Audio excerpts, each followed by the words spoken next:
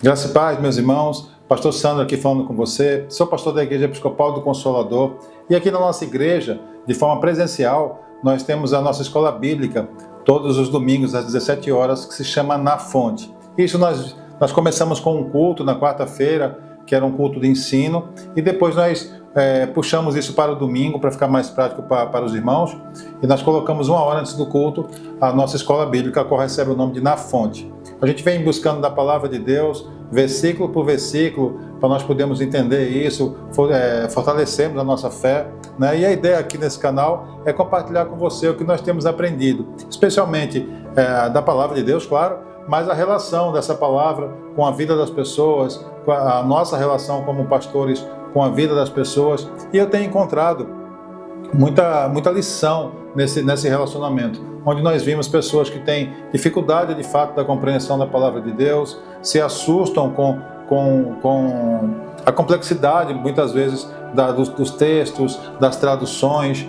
e isso às vezes faz com que a pessoa pegue a Bíblia e guarde ali. A ideia aqui desse canal é transformar isso mais fácil para você, né, de uma maneira mais simples. A palavra de Deus ela é simples, tá certo? E a gente vai tentar aqui com muita humildade, com muito cuidado e interesse no seu aprendizado, facilitar isso para você, de maneira que você tenha interesse na palavra de Deus, você desenvolva o hábito de ler, estudar e meditar na palavra de Deus, tá certo? A ideia aqui não é vomitar conhecimento, né? Não se trata disso, isso aqui não é uma sala de debate teológico, nada disso. Aqui a gente vai falar da palavra de Deus de maneira simples, tá bom? Com humildade e com respeito às pessoas que estão ouvindo do outro lado. A ideia aqui é ensinar você a entender a palavra de Deus, tá certo?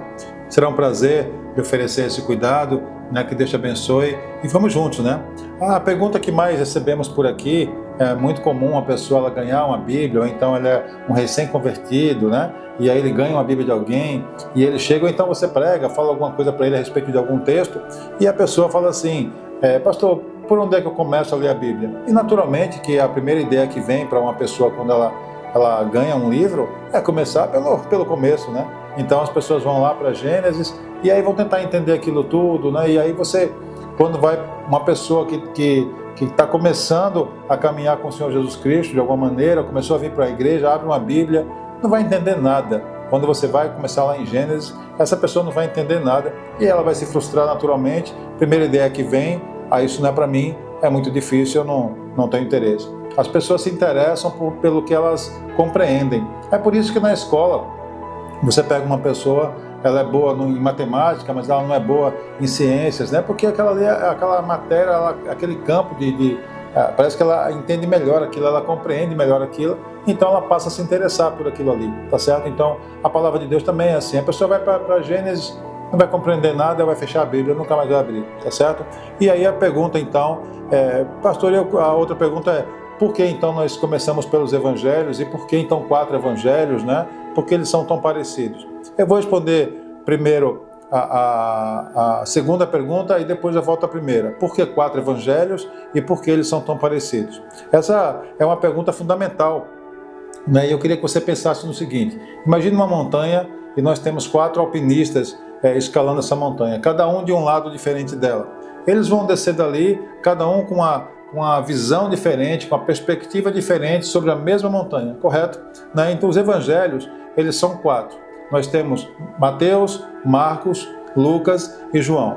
Os 3 primeiros evangelhos, Mateus, Marcos e Lucas, eles são chamados de evangelhos sinóticos. Eles olham na mesma direção, mesmo que com ênfase diferente. A gente vai entender isso já já, tá certo? Mateus, ele escreve para os judeus e ele apresenta Jesus ali, ele tem a missão de provar que Jesus era o rei de Israel. A missão de Mateus, então, é provar que Jesus era o rei dos reis, o rei de Israel. Por isso que Mateus, ele acaba citando mais o Antigo Testamento do que os outros evangelhos, tá certo? Marcos, por exemplo, ele escreve para outro público, ele escreve para os romanos. Ele está mais focado em mostrar as obras de Jesus do que de ensinar, porque os romanos se interessavam mais pelo poder e pela ação de Jesus. Então Marcos ele vai focar nessas obras que Jesus fez no seu poder. Lucas, ele escreve aos gregos, revelando Jesus como um homem perfeito. Mais tarde ele vai tentar provar, ele vai nos escritos dele, ele vai provar que Jesus era de fato o Filho de Deus. E aí, Cada um dos evangelhos tem sua ênfase. Mateus, então, provando que Jesus é rei, Marcos provando que Jesus é servo e Lucas provando que Jesus era um homem perfeito. E vem João, por fim, né? João provando que Jesus é o Filho de Deus, tá certo? E aí os 4 evangelhos, eles não se contradizem de maneira nenhuma, eles se complementam. São visões que precisavam ser apresentadas de forma diferente, sobre características, sobre ações do mesmo Jesus Cristo, a mesma montanha, tá certo? E eles vão agora apresentando isso para que os povos pudessem entender e crerem também no Senhor Jesus.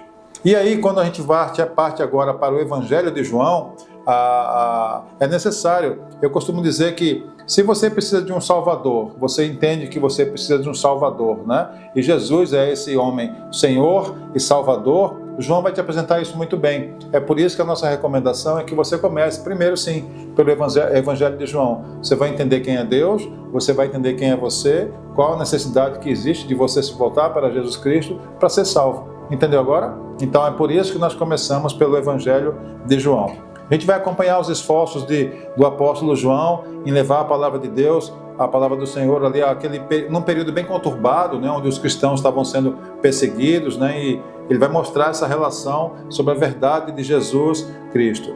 Né, João teve como principal missão apresentar Jesus como sendo Filho de Deus, né, o próprio Deus. Tá bom? Isso servia naturalmente para que as pessoas pudessem crer nele e assim serem salvas também. Né? Por isso nós recomendamos aqui, como eu falei, a sua leitura bíblica, ela começar pelo Evangelho de João, tá bom? E aí nesse processo eu vou devagarinho, a gente vai descendo versículo por versículo, eu vou te explicando o que quer dizer cada texto, você vai entender como isso é ligado também com o Antigo Testamento, a gente começa a fazer essa ponte de maneira que você perca o medo da palavra de Deus e você vai entendendo como ela é inteira cristocêntrica e ela se volta para Jesus o tempo todo, tá bom? Que Deus abençoe você, vai ser um prazer caminhar com você nesse período. Deus abençoe.